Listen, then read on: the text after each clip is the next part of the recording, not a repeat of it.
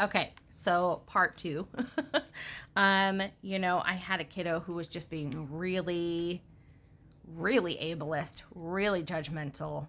Um, and there was some resentment there as well. There were a lot of people online who had suggested that there may be some internal ableism and internal judgment going on. Um, and that was kind of helpful for me because I hadn't really thought about that myself. So, this kiddo, basically was saying that my work efforts still don't count. And that I, just didn't want to or whatever else. This kiddo also has basically like agoraphobia, social anxiety, etc. So them working is really hard on them too. And I think that that's a lot of the issue is that their disability is impacting their contentment at work as well. And so when they see me not working, they, they feel resentful for that. And that's kind of understandable in a way. Of course, I, defensive, really got pissed off. But after a few days when not speaking, after, reading through the comments on Facebook and just kind of thinking about it, kiddo and I did have a discussion about it. And what it kind of boils down to is that this kiddo was really just ignorant on not just a lot of the issues that I have. A lot of my disabilities are, invisible, like fibromyalgia, high blood pressure, CPTSD, ADHD, shit like that. But they just didn't and don't understand what it's like or what it takes to get help for these things. And then, they are feeling their own disabilities are hindering them. They are feeling like a failure because of their own disabilities. And that's completely understandable. And I often feel the same way myself. Internalized ableism is something I think that I would say probably all disabled people deal with at some point in their lives.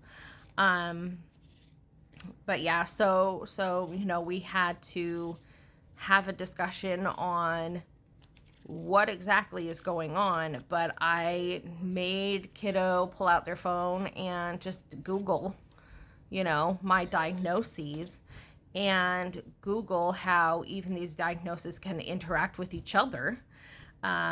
Because, when you have something like ADHD or autism, and then you have something like PMOS or fibromyalgia or, CPTSD, they all interact with each other to create basically hell.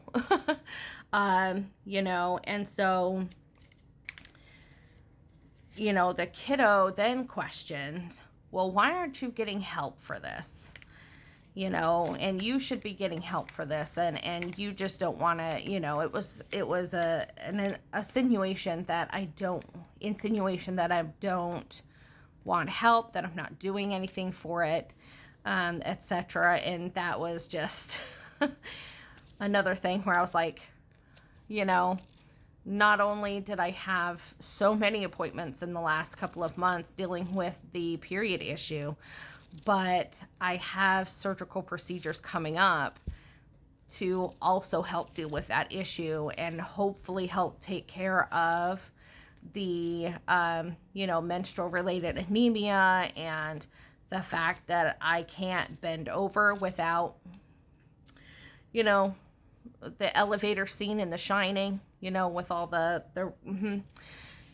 open the doors and, I can't even, I go through an S plus tampon and a pad every hour and a half, It's like, dude, do you have any idea what that's like? Of course not. But, you know, so it's just like,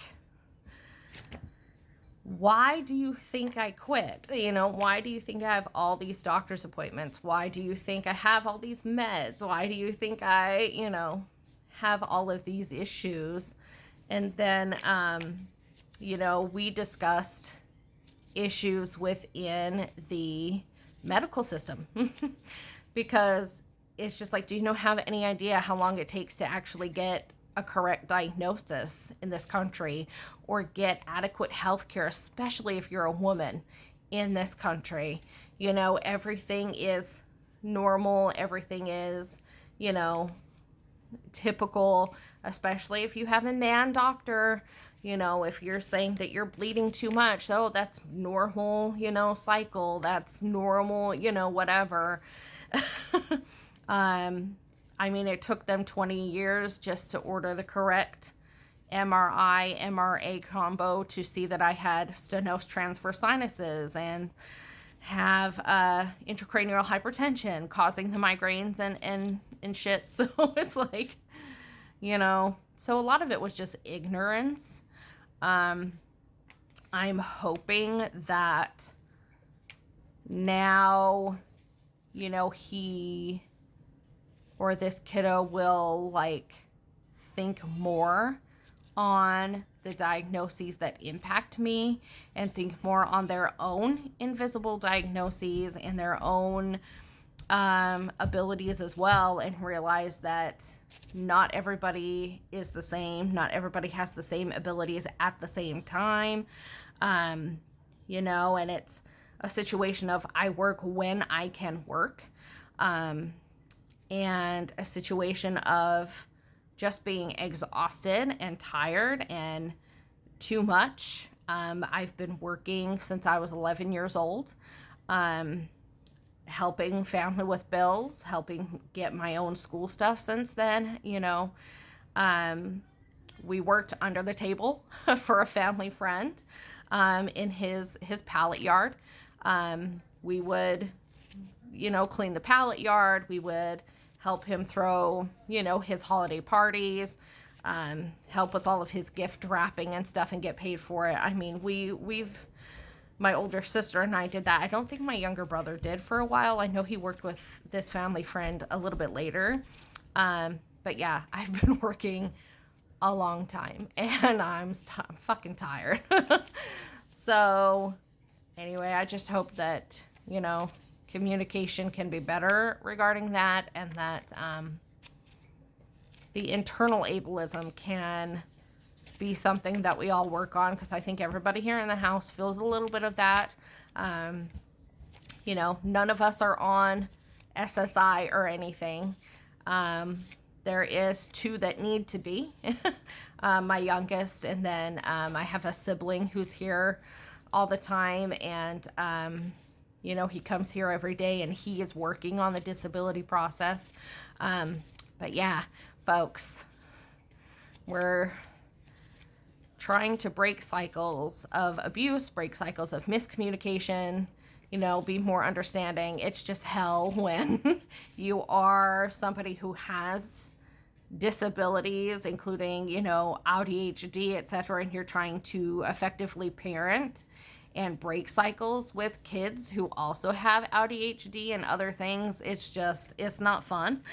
So yeah, anyway, that's the end of that. But do any of you have any similar things going on? Like, how do you handle that? What are your thoughts on, you know, trying to do these things within your own families?